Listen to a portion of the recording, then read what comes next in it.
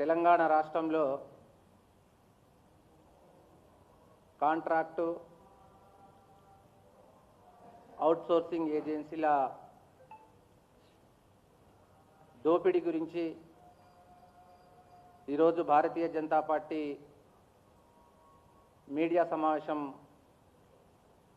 నిర్వహిస్తూ ఉన్నది. ముఖ్యంగా తెలంగాణ రాష్ట్రంలో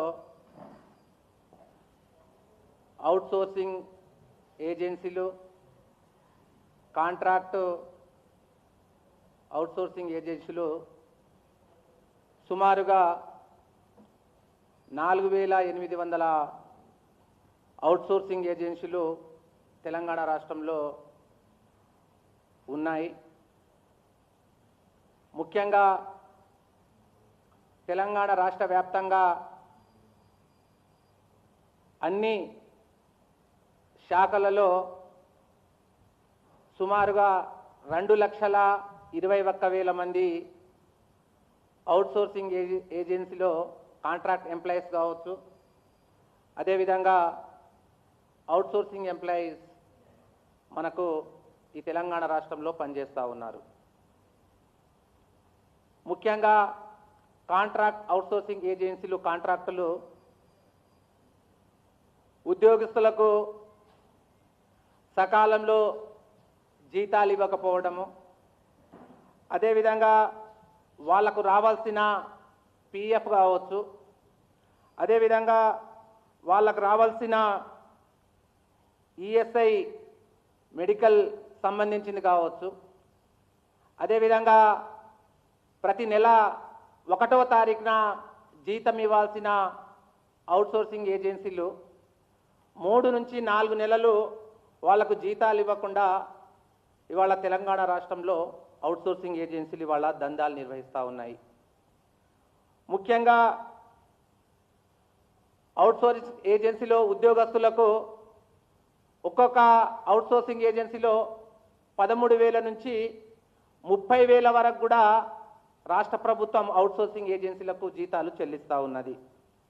ముఖ్యంగా దీంట్లో కేటగిరీ వైజ్గా ఇవాళ అవుట్సోర్సింగ్ ఏజెన్సీలు ఇవాళ 3 కేటగిరీ వైజ్గా ఇవాళ ప్రభుత్వం వాళ్లకు 2,21,000 మందికి ఈ రాష్ట్ర ప్రభుత్వము ఇవాళ వాళ్ళకు జీతాలు చెల్లిస్తూ ఉన్నాయి. ముఖ్యంగా ప్రభుత్వము అవుట్సోర్సింగ్ ఏజెన్సీలకు ఏ రకంగా జీతాలు చెల్లిస్తాయంటే ఏ రకంగా మోసం చేస్తాయని అనేది ఒకసారి మీకు వివరిస్తాను. బేసిక్ 15,600 రూపాయలు అవుట్సోర్సింగ్ ఏజెన్సీ ఒక ఉద్యోగానికి వాళ్లకు క్లెయిమ్ 15,600 రూపాయలు ఇస్తుంది. దాంట్లో పిఎఫ్కు 2,028 రూపాయలు, అదేవిధంగా ఈఎస్ఐ అయితే 507 రూపాయలు, అదేవిధంగా జిఎస్టీ 18%, ఇది కలుపుకొని 3,377 రూపాయలు, మొత్తము 22,000 రూపాయలు, 136 రూపాయలు ఇవాళ ఒక ఉద్యోగికి కేటగిరీ 1 వైజ్గా ఒక ఉద్యోగిని ప్రభుత్వం జీతాలు చెల్లిస్తాయి. అవుట్సోర్సింగ్ ఉద్యోగికి ఒక సెక్రటరీలా పనిచేయని, అది ఎక్కడన్నా ప్రభుత్వ కార్యాలయాల కాంట్రాక్ట్ బేస్ మీద పనిచేస్తే ఒక ఉద్యోగికి 22,136 రూపాయలు చెల్లిస్తుంది. మరి ఉద్యోగికి ఇచ్చేది ఎంత అంటే 13,601 రూపాయలు. ఇవాళ ఇట్లా ఒక్కొక్క ఏజెన్సీ కమిషన్ పేరు మీద పిఎఫ్, ఈఎస్ఐ, జిఎస్టీ పేరు మీద 9,425 రూపాయలు ఒక్కొక్క ఉద్యోగి నుంచి వాళ్ళ తమ జేబులు వేసుకోవడం జరుగుతుంది. అయితే ప్రభుత్వము 22,136 రూపాయలు ఇస్తుంటే దీనికి ఇవాళ 13,000 రూపాయలు 611 రూపాయలు ఇవ్వడం అనేది ఏజెన్సీలు ఏ రకంగా మోసం చేస్తాయి ఉన్నాయనేది ఇవాళ వివరిస్తూ ఉన్నాను. ముఖ్యంగా తెలంగాణ రాష్ట్రంలో నిన్న ఏజెన్సీలు 4,800 ఏజెన్సీలు ఉంటే 4,300 ఏజెన్సీలు ఇవాళ తెలంగాణ రాష్ట్రంలో ఇవాళ అక్రమాలకు పాల్పడుతున్నాయి. సకాలంలో అవుట్సోర్సింగ్ కాంట్రాక్ట్ ఎంప్లాయీస్కు ఉద్యోగాలకు సరిగా జీతాలు ఇస్తలేవని అలా ప్రభుత్వ అధికారులు ముఖ్యమంత్రి గారికి వాళ్ళ రిపోర్ట్ ఇవ్వడం జరిగింది. ఇంతకుముందు కూడా చీఫ్ సెక్రటరీ ఇవాళ శాంతాకుమార్ రిపోర్ట్ కూడా స్పష్టంగా చెప్పడం జరిగింది. ఈ ఏజెన్సీలు మొత్తం కూడా ఉద్యోగాలు అవసరం ఉన్నా లేకున్నా వాళ్లకు జీతాలు ఇచ్చుకొని ఇవాళ ఇష్టానుసారాజ్యంగా ఒక్కొక్క ఉద్యోగి వాళ్ళ సొంత మనసులో పెట్టుకొని వాళ్ళ ఈ ఏజెన్సీలు అక్రమాలకు పాల్పడుతున్నాయి. ముఖ్యమంత్రి దృష్టి కూడా నిన్న సమీక్ష సమావేశంలో ఈ రాష్ట్ర ప్రభుత్వం ముఖ్యమంత్రి దృష్టి తేవడం జరిగింది. మరి ముఖ్యమంత్రి ఇప్పటి వరకు కూడా ఈ అవుట్సోర్సింగ్ ఏజెన్సీ విషయంలో ఇప్పటి వరకు చర్యలు తీసుకుంటలేరు. గత 6 నెలల క్రితమే శాంతకుమారి కమిటీ కూడా రిపోర్ట్ చేయడం జరిగింది. ఈ అవుట్సోర్సింగ్ ఏజెన్సీలు అన్ని అక్రమాలకు పాల్పడుతున్నాయి.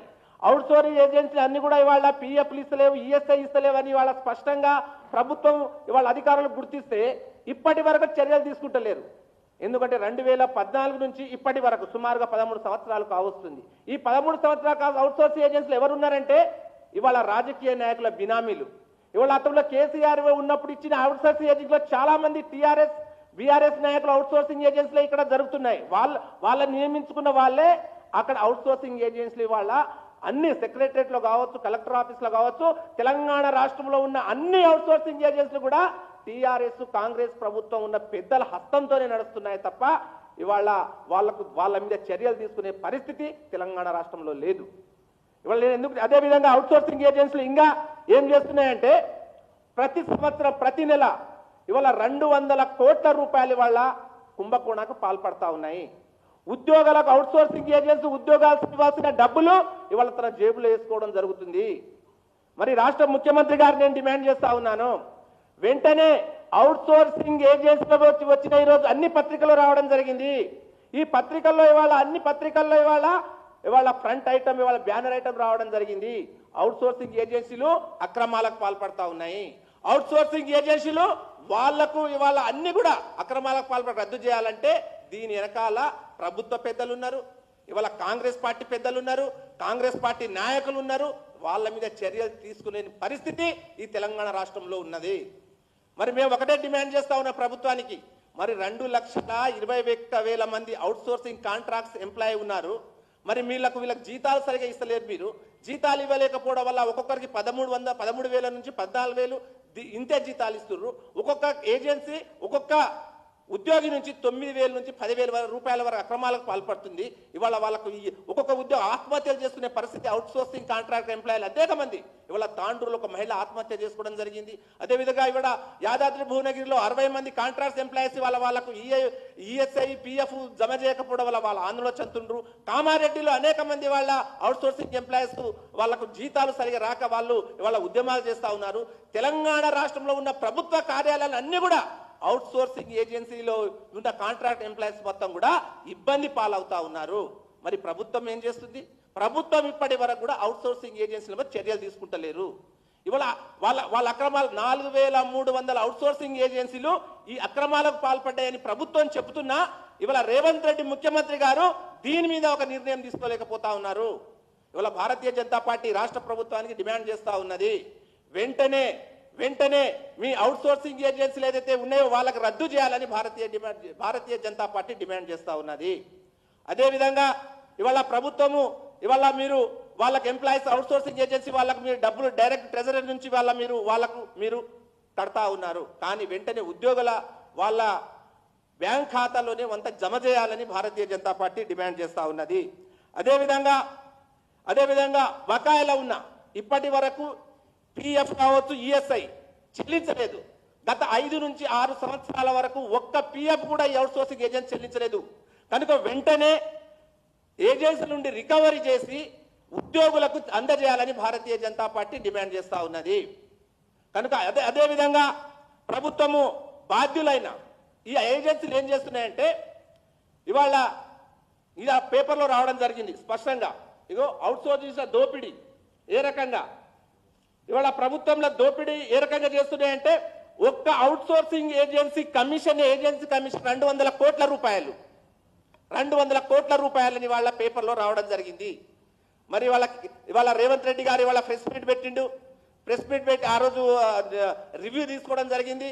మరి 200 కోట్ల రూపాయలు ఒక్కొక్క అన్ని ఏజెన్సీలు కలిపి వాళ్ళ అక్రమాలకు పాల్పడుతున్నాయని చెప్పడం జరిగింది. మరి ఈ 200 కోట్ల రూపాయలు వాళ్ళ అక్రమాలకు పాల్పడుతుంటే మరి ఎందుకు వాళ్ళ మీద చర్యలు తీసుకోలేదు? ముఖ్యమంత్రి రేవంత్ రెడ్డి గారు సమాధానం చెప్పాలి. అదేవిధంగా జిఎస్టీ పేరుతో ఈ ఏజెన్సీల వల్ల జిఎస్టీ పేరుతో దందాలు చేస్తున్నాయి. ప్రభుత్వం నుంచి ఏమో జిఎస్టీ వసూలు చేస్తుంది, ఉద్యోగస్తుల నుంచి ఏమో జిఎస్టీ వసూలు చేస్తుంది, ఈఎఫ్పిఏ వసూలు చేసి దీనిలో కూడా దందా వాళ్ళకి ఇవ్వకపోవడం. జిఎస్టీ పేరు మీద ఉద్యోగస్తుల నుంచి జిఎస్టీ తీసుకొని ఆ బకాయిలు కూడా కట్టకుండా అవుట్సోర్సింగ్ ఏజెన్సీ వల్ల ఈ రకంగా మోసం చేస్తూ ఉన్నాయి.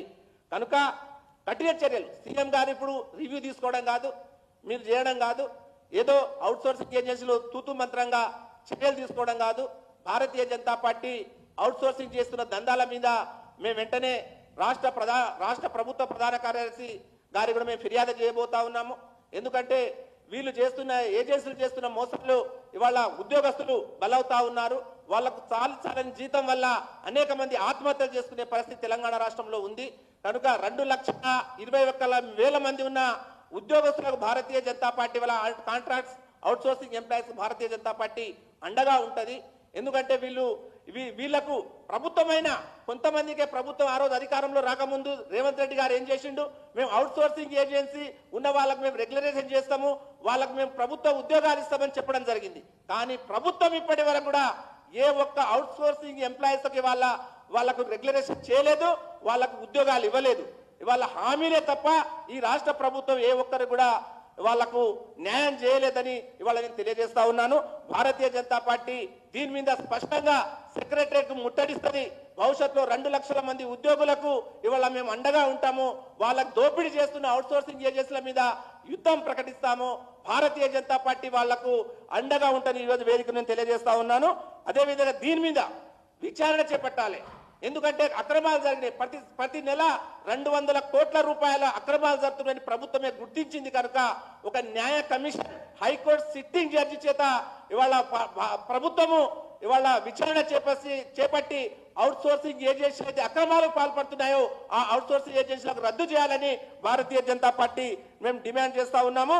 అదేవిధంగా ఈరోజు ప్రభుత్వము అవుట్సోర్సింగ్ ఏజెన్సీలని ఒక చిన్న చూపు చూడకుండా ఆ అవుట్సోర్సింగ్ ఏజెన్సీలే ఇవాళ అక్రమాలకు పాల్పడుతుంటే ప్రభుత్వం పట్టించుకోకపోతే భారతీయ జనతా పార్టీ ప్రత్యక్షంగా ఆందోళన చేపడతాని భారతీయ జనతా పార్టీ డిమాండ్ చేస్తా ఉన్నది.